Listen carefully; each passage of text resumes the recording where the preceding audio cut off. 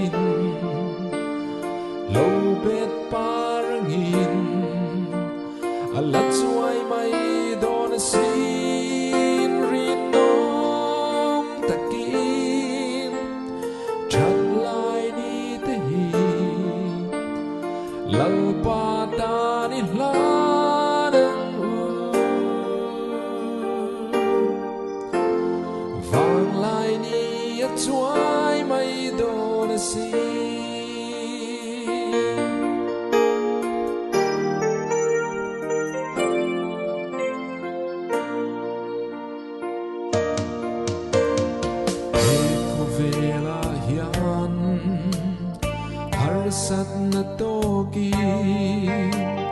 mangan na tele bidon na telo klingin swal na tumpuile kem na ten min be ma se hetta ka dingi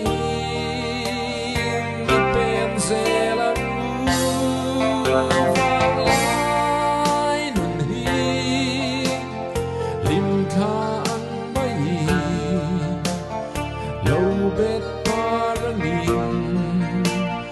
Let's why my daughter sing read on the game chat lai te la pa ta ni la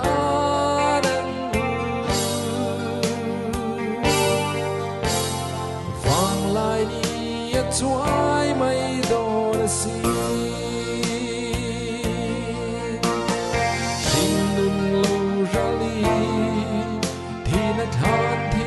belly chandam tulalpa itong ngam done vang lai nun hi lim kha an main lo bet parangin alat suai mai done sin rin nom taki